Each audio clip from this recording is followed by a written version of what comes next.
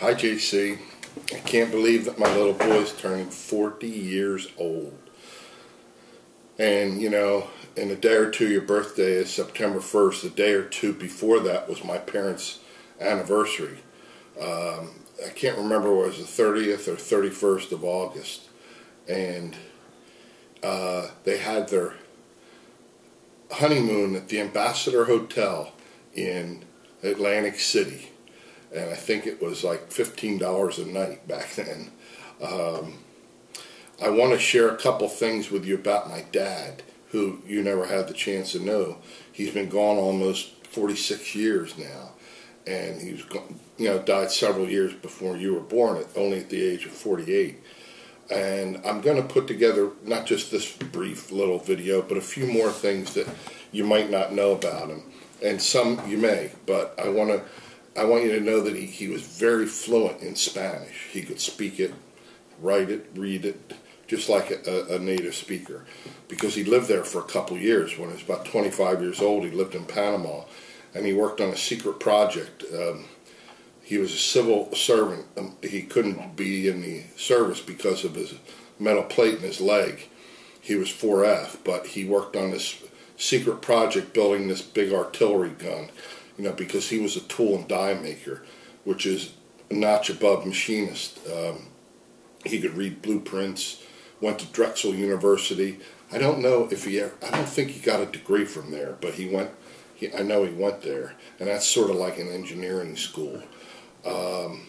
He had a personality a lot like yours. He was vivacious, he was fun-loving, he was big on pranks, and I heard a lot of stories, and see, a lot of the things I got to know about him, I got to know from other people, a lot of times long after he was gone.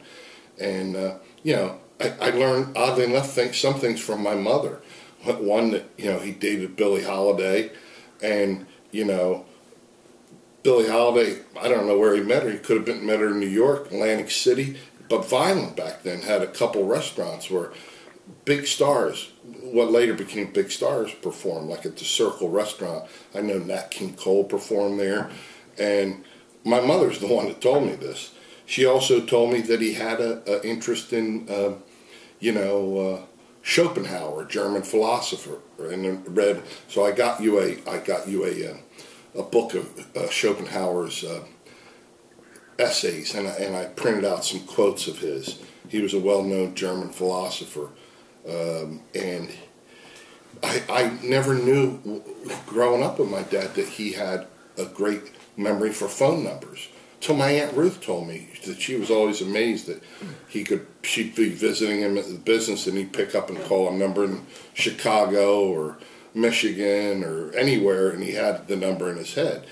And she's also the one that told me that he could recite poems, long poems, just from memory. And one, she told me, The Face on the Floor, which has also got a different name. They added The Face on the Barroom Floor. So that was one. I got you a copy of that and the book from the French poet that wrote it in the 1800s, and Rudyard Kipling, the famous British writer that wrote a lot of stories. He wrote a poem called If, and my father recited. I never heard him do either one of them, and lots of others, because they said, oh, he would recite long poems just from memory. They're just two examples that I can remember. Things like that I'd hear from old girlfriends of his or old guy friends of his, funny stories or something of that nature. He also knew French pretty well. I have a French diary that he kept in high school that I've always wanted to get translated in English, and that never have gotten around to that. And I remember him vaguely when we traveled in Canada. I was very young. I remember him speaking French there. And that was kind of a neat memory. And two little odd things. I always keep a bottle of this. I don't think I ever told you why. I can't use it on my own head because it makes my head itch. But I do it because every once in a great while, I'll splash a little on my fingers or just open it and take a whiff. Because my father used it better than anything else. It brings back that powerful smell, brings back a powerful memory of his presence that, remember, I was 16 when he died. So, and I used to do the same thing with this VO5 that my mom Choo Choo used to use, but I've started using that on my own hair, so I've kind of lost the power that it had to remind me of her in the way, this did.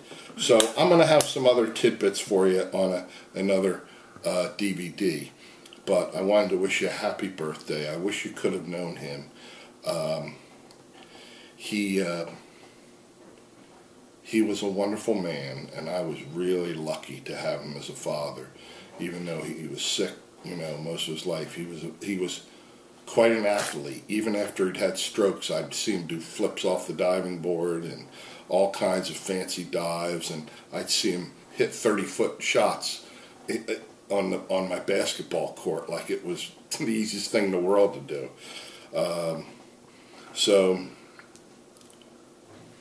we've got a lot of wonderful things we've been blessed with, and he's one of my biggest blessings in life, and I can't tell you what a blessing you are, and how proud I am of you, and all that you are, father, husband, and great professor, and all those things. Happy birthday.